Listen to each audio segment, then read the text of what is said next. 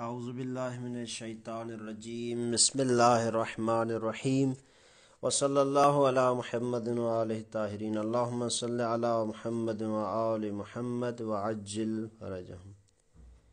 النوع السادس من المعارف ما اضیف الی واحد من الخمسة المذکورہ نحو غلامی وغلام زید وغلام ھذا وغلام الذی فی الدار وغلام القاضی۔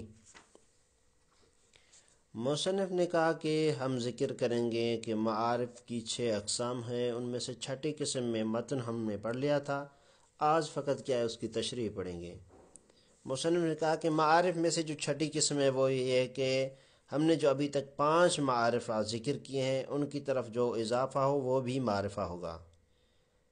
تو جو متن میں یہ عبارت تھی اس کو بھی واضح کرتے چلیں کہ والمضاف الی واحد مما ذکر۔ چھٹی قسم کیا ہے کہ جو مضاف ہو ان میں سے جو ہم نے ذکر کی کسی ایک کی طرف، وہو بحسب ما یضاف الیہ۔ اچھا، پھر سوال یہ ہے کہ جس کی طرف یہ اضافہ ہو اسم اور وہ معرفہ بن جائے تو وہ معرفہ کے کس رتبے تک جا سکتا ہے؟ جیسے ہم نے ذکر کیا کہ مثلا ضمیر کا رتبہ ہے، پھر علم کا رتبہ ہے، اسماء اشارہ کا ہے، موصول کا ہے، ذو العداد کا ہے، تو یہ ان میں سے کسی ایک کی طرف اضافہ ہو تو ان کو کون سا وہ رتبہ ملے گا؟ آیا ضمیر والا ملے گا یا اس کو جو رتبہ ملے گا وہ علم والا ملے گا یا اسماء اشارہ والا ملے گا، موصولہ والا ملے گا، ذو العداد والا ملے گا، کون سا ملے گا؟ سوال ہے کہ اگر یہ اسم کسی معرفہ کی طرف اضافہ ہو اور معرفہ کی طرف اضافہ ہونے کے نتیجے میں یہ معرفہ تو ہو گیا ہے لیکن اس کو کون سا رتبہ ملے گا؟ تو فرمایا وَهُوَ بِحَسْبِ مَا يُضَافُ إِلَيْهِ، جس کی طرف اضافہ ہوا ہے اس حساب سے اس کو رتبہ دیا جائے گا۔ یعنی کیا مطلب؟ اگر یہ اس میں موصول کی طرف اضافہ ہوا ہے تو اس کا رتبہ موصول کے جتنا ہوگا، اگر علم کی طرف اضافہ ہوا ہے تو علم کے جتنا ان کا رتبہ ہوگا۔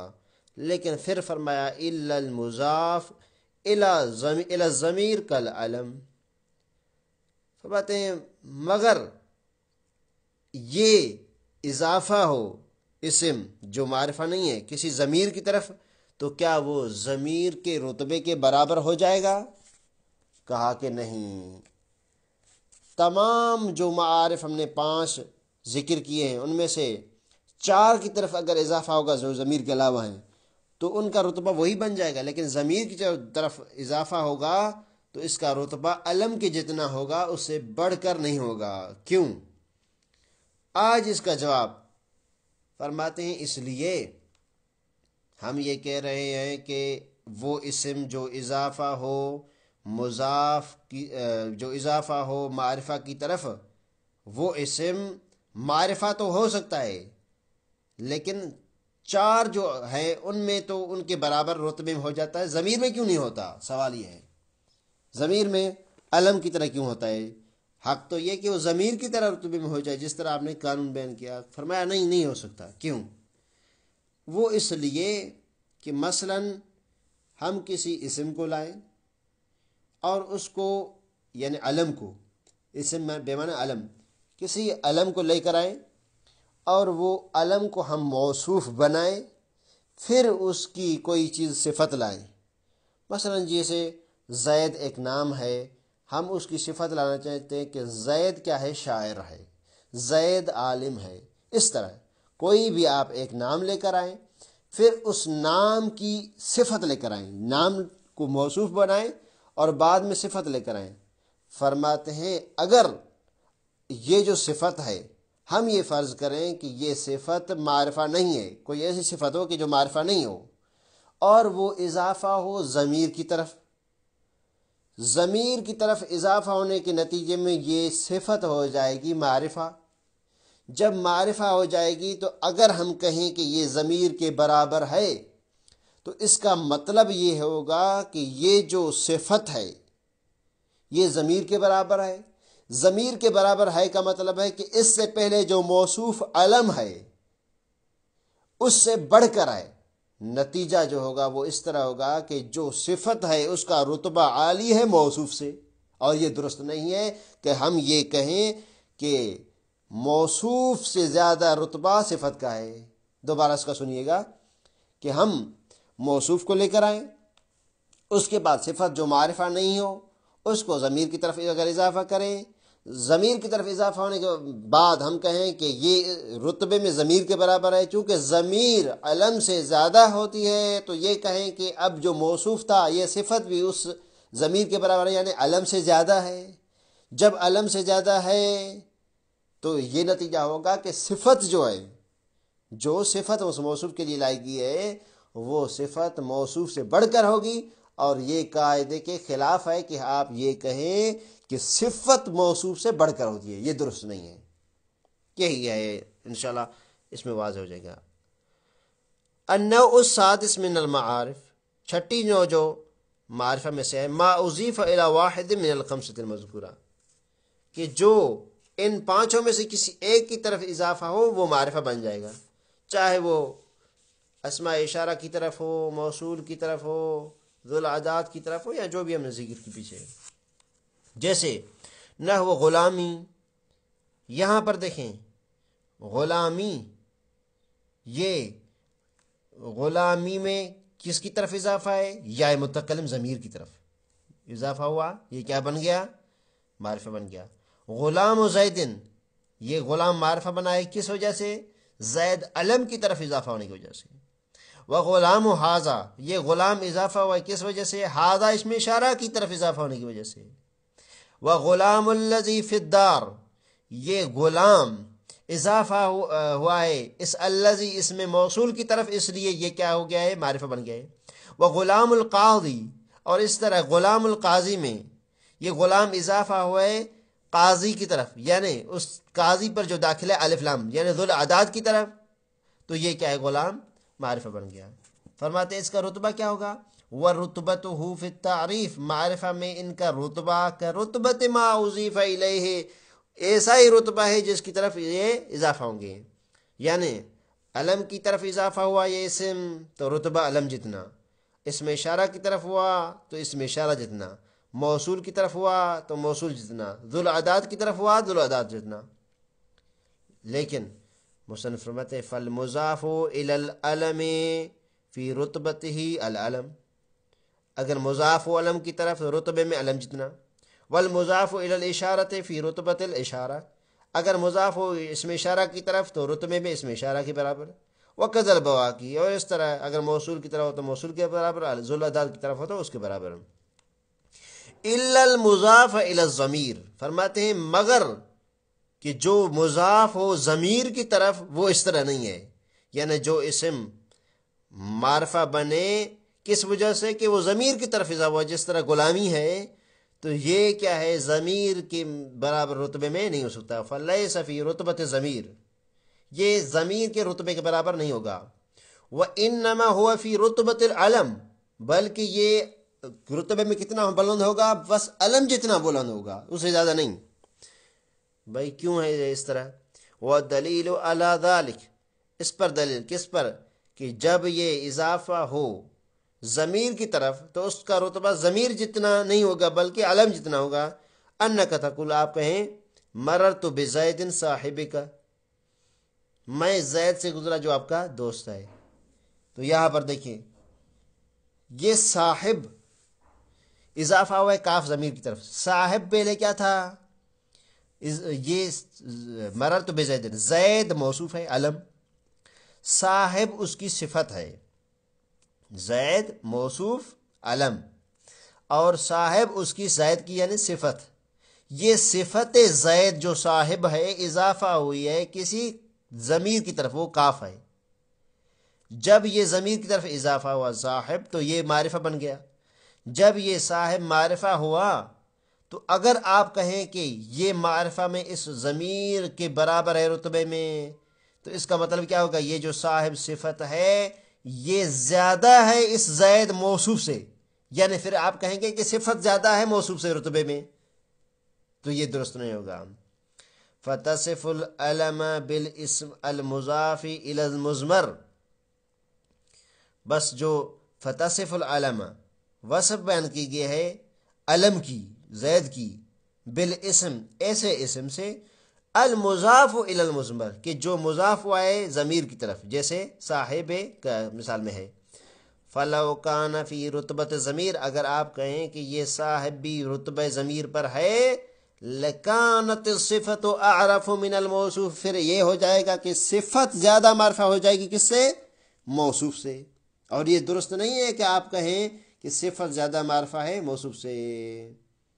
وذالک، اور وذالک لا یجوز علی الاصح، اور یہ یعنی صفت زیادہ معرفہ موصوف سے درست نہیں ہے قول اصح کی بنیاد پر، اگرچہ دوسرا قول یہ ہے کہ درست ہے کہ صفت زیادہ معرفہ ہو سکتی ہے موصوف سے اگر یہ ضمیر کی طرف اضافہ ہو، جس طرح یہ مثال دیا گیا ہے.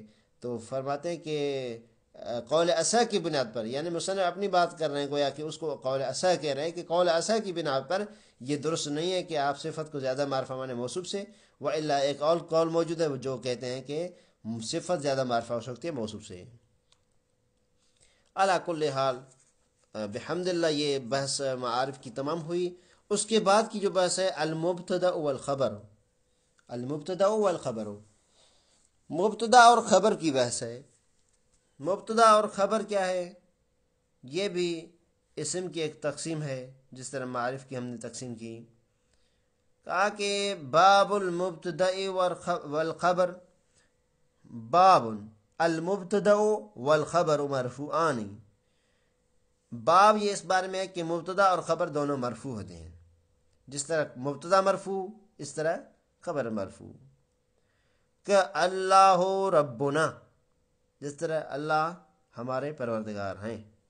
ومحمد صلی اللہ علیہ وسلم نبینا، کہ محمد صلی اللہ علیہ وسلم ہمارے نبی ہیں.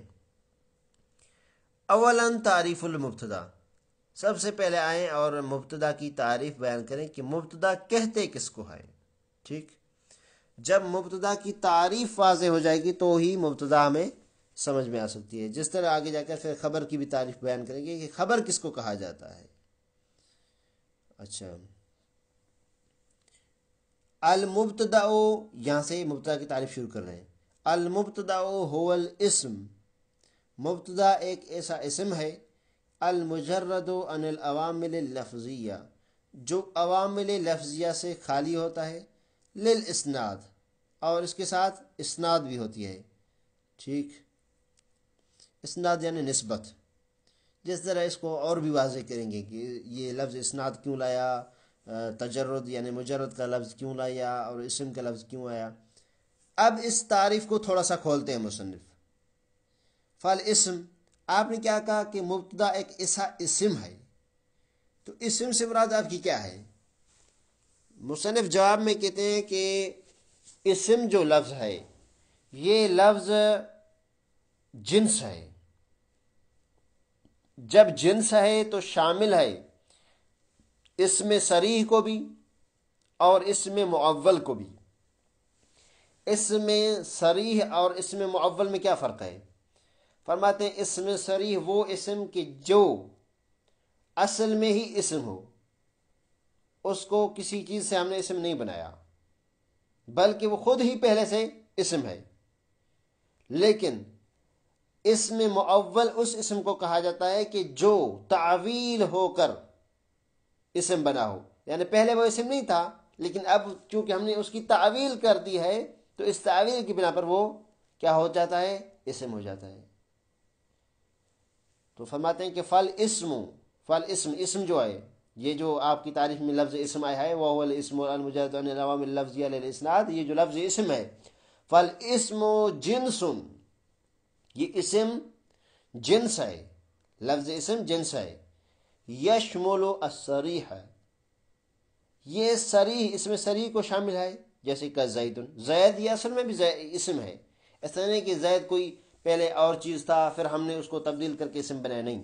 زید فی نحو زید قائم، آپ کے اس مثال میں دیکھیں کہ زید قائم، زید قائم میں زید مبتدا اور قائم خبر. زید پہلے بھی اسم تھا اور اسی مثال میں بھی کیا ہے، یعنی یہ کسی چیز سے تعبیر ہو کر نہیں بنا. والمؤولہ، یعنی یہ فل اسم جنسن یشمل الصریح والمؤول، یہ اسم جنس ہے، شامل ہے صریح کو بھی اور مؤول کو بھی، جیسے اس مثال فی نحوے وَأَن تَصُومُوا فی قولہ تعالیٰ، جیسے ان تصوموا ہے خدا کے اس قول میں، کیا مطلب ہے کہ وَأَن تَصُومُوا خَيْرٌ لَكُمْ، یہ ان تصوموا، اس ان، یہ جو ان تعویل مصدر والی، یہ ان مصدریہ ہے، تصوم پر داخل ہوئے تو اس ان نے تصوم کو تبدیل کر دیا، تو ان اور اس کا مدخول جس پر یہ داخل ہوتی ہے، ان دونوں کو ہم ملا کر تعویل مصدر میں لکھ جاتے ہیں، اور مصدر کیا ہے؟ اسم ہے، یعنی اس کو اسم بناتے ہیں، گویا کہ ان تصوموں کی جگہ پر سیامکم ہے، ان تصوموں کی جگہ پر سیام ہے، لفظ سیام، اور سیام کیا ہے؟ مصدر ہے، مصدر کیا ہے؟ اسم ہوتا ہے، تو لہٰذا یہ تصومو، جو لفظ تصوم، یہ پہلے ان میں سے دیکھیں، ان تصومو میں سے نہ ان اسم ہے نہ تصومو، بلکہ ان تصومو، یہ دونوں ان اور تصومو، یعنی ان اور اس کا مدخول دونوں مل کر سیام کی جگہ پر ہیں، یعنی تعویل میں مصدر ہو گئے ہیں، تو وہ ان تصومو فی قول تعالیٰ ان تصوموا خیر لکم، تو گویا کہ اس طرح ہے کہ سیامکم خیر لکم، گویا کہ اس طرح ہے کہ آپ کا روزہ آپ کے لیے اچھا ہے، یہ اچھا ہی ہے، تو لہٰذا یہاں پر ان تصوموا مبتدا ہے، خیر لکم خبر، ان تصوموا سیام بن کر مبتدا ہوا ہے، اور یہ سیام کیا ہے؟ اصل میں ان تصوموا تھا، ان تصوموا یہ مبتدا، اس لیے ہم اس کو کہہ رہے ہیں کہ یہ اسم تو ہے لیکن اس میں صریح نہیں ہے، مؤول ہے، تعویل ہو کر بنا ہے، فإنہ مبتدا، یہاں پر ان تصوموا مبتدا ہے، مخبرن بان ہو بخبر، جس سے خبر دی جاتی ہے ایک خبر کے ذریعے، وہ خبر کیا ہے؟ خیر لکم، وخرج بالمجرد، اور اس تعریف میں ایک اور لفظ بھی آیا کہ الاسم المجرد، یہ لفظ مجرد سے کیا مراد ہے؟ کہ وہ اسم ہو جو خالی ہو عوامل لفظیہ سے، یعنی اس پر کوئی عوامل لفظیہ داخل نہ ہو، نہ کوئی ایسا عامل جو لفظ رفع کو چاہتا ہو، نصب کو چاہتا ہو، جر کو چاہتا ہو، کوئی بھی عوامل لفظیہ ظاہریہ داخل نہ ہو، تو اس سے کیا مراد ہے؟ فرماتے ہیں کہ خارج بالمجرد، اور خارج ہو گیا مجرد لفظ سے، زید فی کان زید عالما، کان زید عالما میں زید خارج ہو گیا، یعنی زید یہاں پر کیا ہے؟ مبتدا نہیں ہے، کیوں مبتدا نہیں ہے؟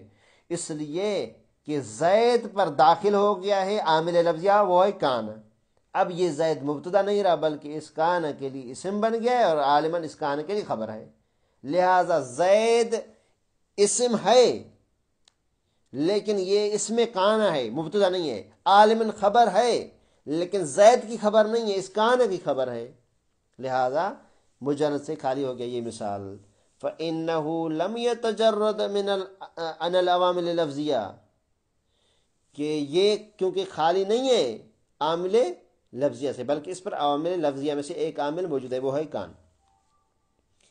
اچھا، ایک اور بات کہ مصنف جی نے ایک بات کہی کہ جو تعریف میں یہ لفظ استعمال کیا کہ هو الاسم المجرد من العوامل لفظیہ ہوتا تو بہتر ہوتا، لیکن مصنف نے کیا ہے؟ ان العوامل لفظیہ، یہ ان پر کچھ محشین نے کیا ہے؟ اعتراض اٹھایا ہے کہ یہاں پر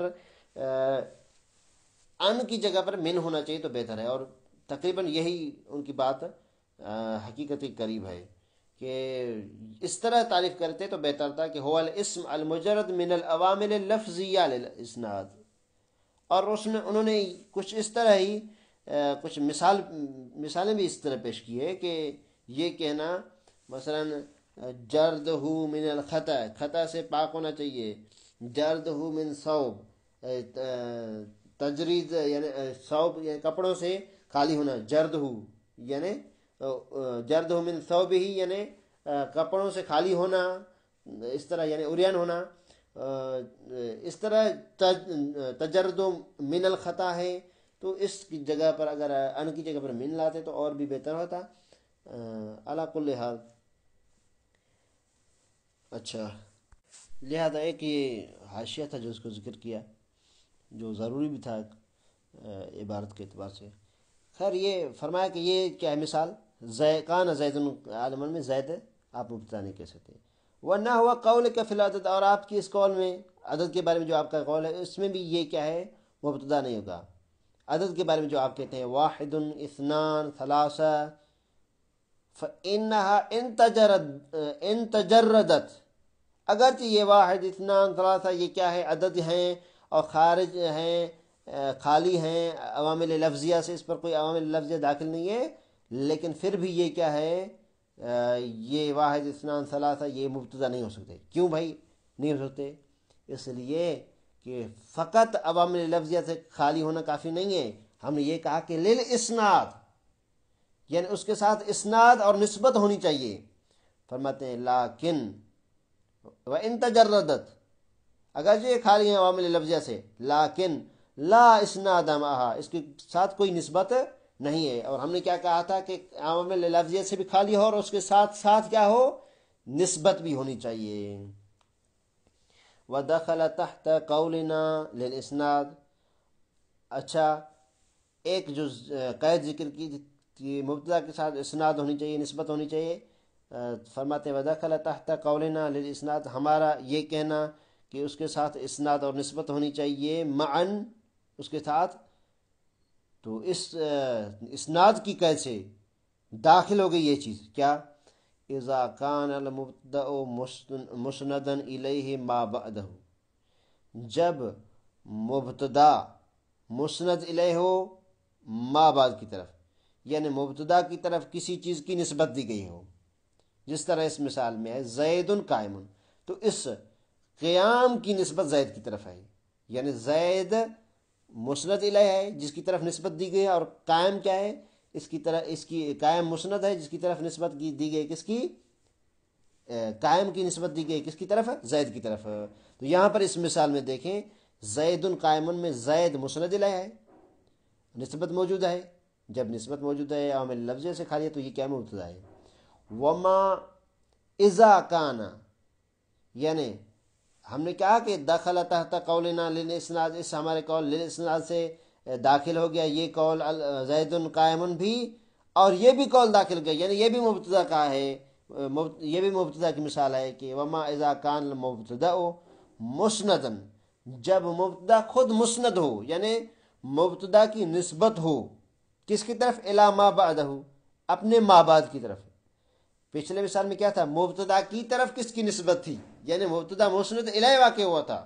یہاں پر کہتے ہیں کہ مبتدا کی خود کسی اور کی طرف نسبت ہو، یعنی مبتدا مسند الیہ نہیں بلکہ مسند واقع ہو. قائم الزیدان، قائم الزیدان میں حمزہ استفہامیہ، قائم مبتدا ہے اور زیدان کیا ہے یہ صد مسد الخبر ہے. ثانیاً تعریف الخبری، خبر کی تعریف، جس طرح مبتدا کی گئی ابھی خبر کی تعریف آ رہی ہے. والخبر هو المسند الذي تتم به مع المبتدأ فائدۃ، خبر ایسی نسبت کو کہتے ہیں کہ جس کا فائدہ تام ہوتا ہے مکمل ہوتا ہے مبتدا کے ساتھ. یعنی خبر کا جو فائدہ ہے وہ تام ہوتا ہے کس کے ساتھ، مبتدا کے ساتھ. ایک ایسی نسبت کہ جس کا فائدہ تام ہوتا ہے مبتدا کے ساتھ، یعنی ان کے ساتھ مل کر. فخرج بقولی المسند، مصنف فرماتے ہیں میرے اس قول المسند سے خارج ہوا الفاعل، فاعل، کیونکہ فاعل مسند نہیں ہوتا. جب مسند نہیں ہوتا یعنی مسند نہیں ہوتا تو کیا مطلب ہوا، وہ خبر بھی نہیں بن سکتا. فاعل جب مسند نہیں ہوتا تو وہ خبر بھی نہیں ہو سکتا. فی نحو قائم الزیدان،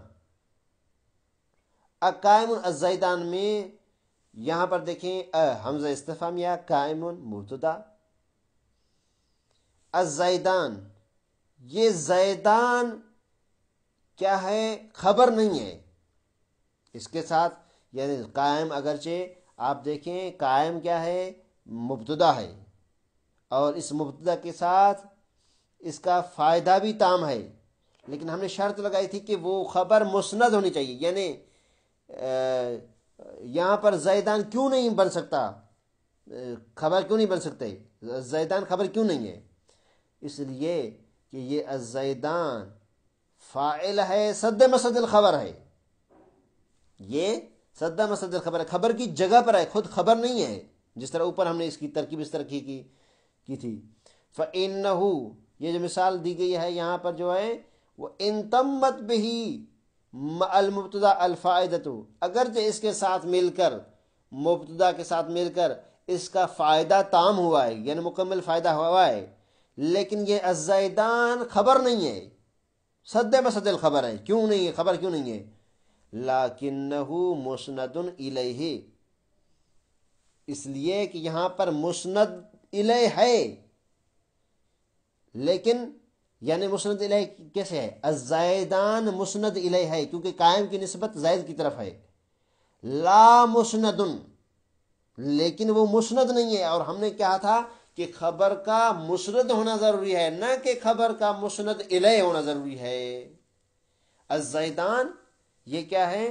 الزیدان مسند الیہ واقع ہوا ہے اور قائم کی نسبت ہے اس زیدان کی طرف، لہذا ہم نے جو شرط لگائی تھی وہ شرط ختم ہو گئی۔ شرط کون سی لگائی تھی؟ کہ خبر کو مبتدا کے ساتھ مل کر فائدہ تام کرنا ہوتا ہے، اور شرط یہ ہے کہ وہ مسند بھی ہو، خبر مسند ہو، یعنی خبر کی نسبت مبتدا کی طرف ہو، نہ کہ مبتدا کی نسبت خبر کی طرف ہو۔ ہاں، ہم نے مبتدا کے لیے یہ دونوں چیزیں رکھی تھی کہ مسند الیہ بھی ہو سکتی ہے اور مسند بھی ہو سکتی ہے، جس طرح اوپر کہا کہ دخل تحت قول، اس طرح کی جو مثالیں دی، لیکن خبر کے لیے جو شرط ہے کہ وہ فقط مسند ہونی چاہیے۔ تو فرمایا کہ فَإِنَّهُ وَإِن تَمَّتْ بِهِ مَا الْمُبْتَدَأِ الْفَائِدَةُ، اگر اس کے ساتھ یعنی مبتدا کے ساتھ مل کر فائدہ تامہ تو حاصل ہو گیا ہے، لیکن یہاں پر جو الزیدان ہے مسند الیہ، یہ مسند الیہ ہے، لا مسند، مسند نہیں ہے۔ وَبِقَوْلِ مَعَ الْمُبْتَدَأِ قام زید، قام فی قولک قام زید، مصنف نے خبر کی تعریف کرتے ہوئے ایک اور لفظ کہا ہے کہ ایسی خبر اس چیز کو کہتے ہیں کہ جو مسند بھی ہو اور اس کا فائدہ تام ہو مبتدا کے ساتھ۔ اگر کسی اور چیز کے ساتھ خبر کا فائدہ تام ہو رہا ہے تو وہ کیا ہے؟ یعنی اور چیز کے ساتھ کسی کا فائدہ تام ہو رہا ہے تو وہ خبر نہیں ہوگی۔ یعنی ہمارے پاس ایک چیز ہے جس کو ہم کیا کہہ رہے ہیں، جس سے ہمیں فائدہ تام حاصل ہو رہا ہے، لیکن یہاں پر فائدہ تام ہونے کے باوجود ہم اس کو خبر نہیں کہہ سکتے۔ کیوں نہیں کہہ سکتے؟ اس لیے کہ وہ مبتدا کے ساتھ نہیں ہے، اگر مبتدا کے ساتھ نہیں ہے تو پھر خبر بھی نہیں ہے۔ اس لیے کہا کہ وَبِقَوْلِ مَعَ الْمُبْتَدَا، اور میرے اس قول سے کہ مَعَ الْمُبْتَدَا، وہ خبر مبتدا کے ساتھ ہو، اس سے خارج ہو گئی یہ کام، یعنی کام و مبتدا واقع نہیں ہو سکتا یہاں پر فی قول کا، آپ کس قول میں کام زیدن، کام فعل زیدن فاعل، تو یہاں پر آپ یہ نہیں کہہ سکتے کہ کام کیا ہے، یہ خبر ہے، کام خبر نہیں ہے۔ کیوں نہیں ہے؟ کیونکہ کام مبتدا کے ساتھ نہیں ہے بلکہ زید فاعل کے ساتھ ہے۔ وَحُكْمُ الْمُبْتَدَإِ وَالْخَبَرِ الرَّفْعُ، یہ آخر میں ایک حکم بتا دیا کہ مبتدا اور خبر کا اعراب کیا ہوتا ہے۔ کہتے ہیں کہ مبتدا اور خبر کا اعراب مرفوع ہوتا ہے، اور آگے چل کر یہ بھی بتائیں گے کہ چاہے وہ مبتدا مفرد ہو یا وہ جو خبر ہے اس کی وہ خبر مفرد ہو یا جملہ ہو، اس طرح اس کی تفصیل ہو، آگے انشاءاللہ ذکر ہوگی۔ آج کے لیے اتنا ہی کافی، انشاءاللہ کل سے اس کو وَيَقَعُ الْمُبْتَدَا نَكِرَةٌ کہ مبتدا نکرہ واقع ہوتا ہے یا نہیں ہوتا ہے، نکرہ اور مبتدا کے بارے میں، نکرہ اور معرفہ کے بارے میں مبتدا اور خبر اس کے ضمن میں بحث ہوگی کہ کس طرح واقع ہو سکتا ہے۔ مبتدا مثلا نکرہ ہوتا ہے اور خبر کیا ہے، معرفہ ہوتا ہے نہیں ہوتا ہے، اس طرح کی بہت ساری اس کی تفصیل ہے کہ مبتدا جو اصل میں معرفہ ہوتا ہے، نکرہ نہیں ہوتا ہے، کیونکہ نکرہ جو ہے مجہول ہوتا ہے اکثر۔ اس طرح کی تفصیل انشاءاللہ آگے ذکر ہوگی۔ وصلی اللہ علی محمد وآلہ الطاہرین۔